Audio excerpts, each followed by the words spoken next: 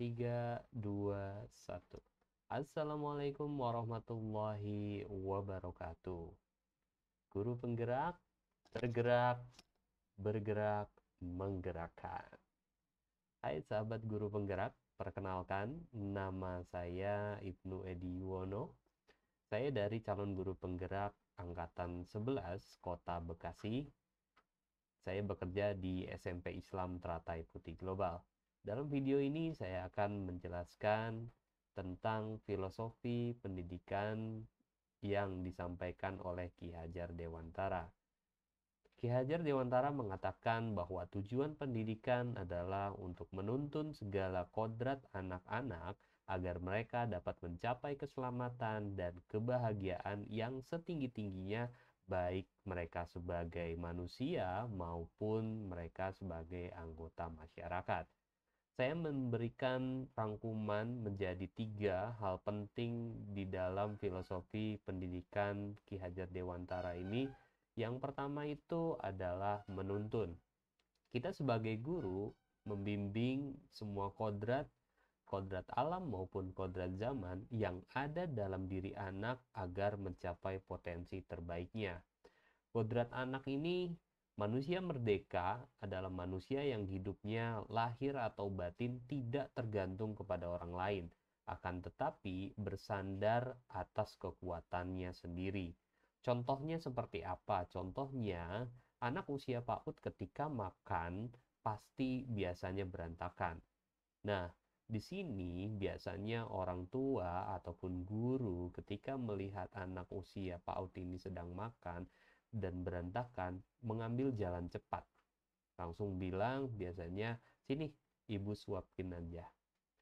Pada momen ini mereka lupa bagaimana ketika ibu ataupun gurunya tidak anak, apakah anak tersebut bisa makan sendiri?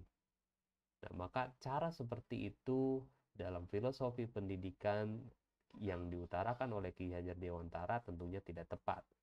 Baiknya adalah kita membiasakan mereka untuk makan sendiri. Kalau berantakan, ya sudah, langsung saja diminta untuk mereka juga untuk membersihkannya, supaya mereka terbiasa bisa makan sendiri dan membersihkan sisa-sisa makanannya. Kodrat alam yaitu terkait dengan potensi atau bakat yang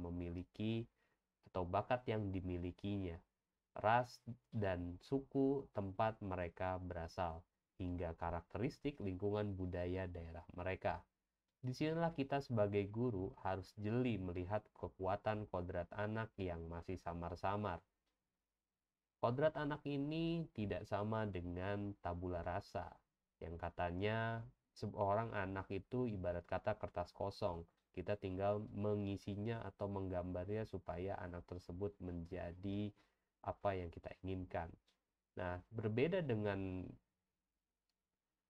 filosofi pendidikan yang disampaikan oleh Ki Hajar Dewantara bahwa setiap anak sudah mempunyai kodratnya.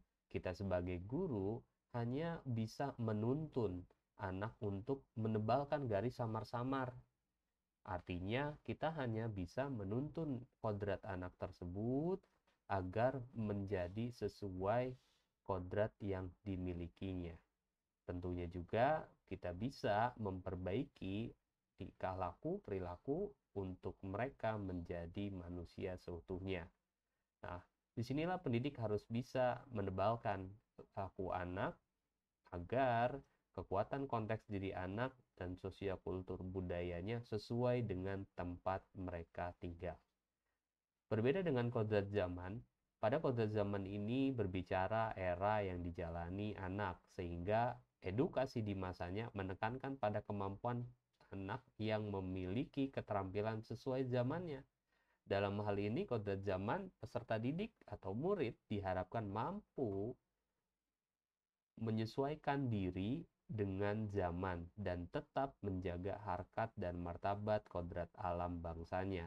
Artinya, kita sebagai guru mengajar itu harus dengan cara yang sesuai zaman pada anaknya. Contohnya, perkembangan pembelajaran serta karakteristik era peserta didik pada abad 20 tentunya akan berbeda dengan peserta didik di abad 21. Sehingga guru dalam hal ini wajib mempunyai kemampuan mengelola diri sesuai perkembangan zaman anak didiknya, termasuk menyesuaikan konten dan media pembelajaran kekinian agar disukai peserta didik. Tujuannya apa? Tujuannya adalah agar anak memiliki kemampuan di bidang pengetahuan, intelektual, dan budi pekerti yang baik. Jika anak memiliki pengetahuan intelektual yang tinggi, pasti dia akan berguna di masyarakat. Dan jika anak memiliki budi pekerti yang baik, dia akan menjadikan contoh yang baik pula untuk teman-temannya. Yang kedua apa? Yang kedua ini adalah menghamba pada murid. Pembelajaran harus berpusat pada murid. Guru harus memahami dan memenuhi kebutuhan murid agar pembelajaran dapat berjalan efektif dan menyenangkan.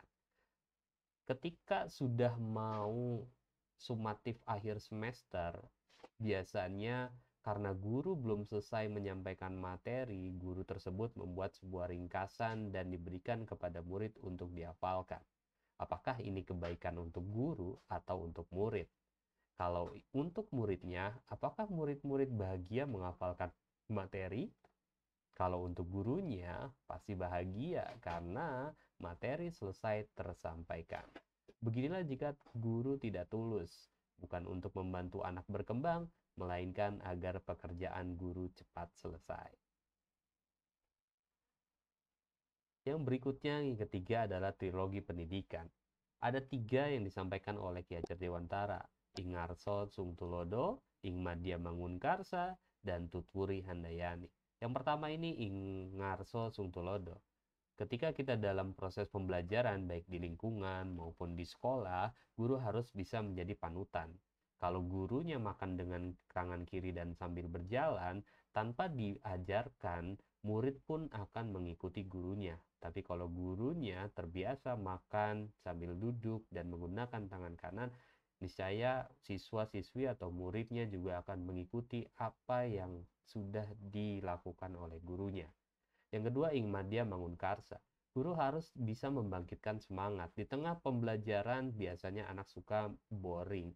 Nah, disinilah tugas guru harus bisa membangkitkan semangat belajar anak ketika proses pembelajaran. Nah, yang terakhir adalah Tutwuri Handayani.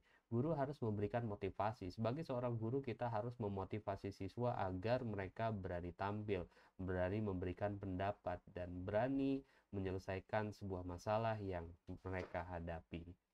Implementasi di sekolah yang sudah dilakukan adalah yang pertama, kegiatan pembelajaran berpusat pada murid.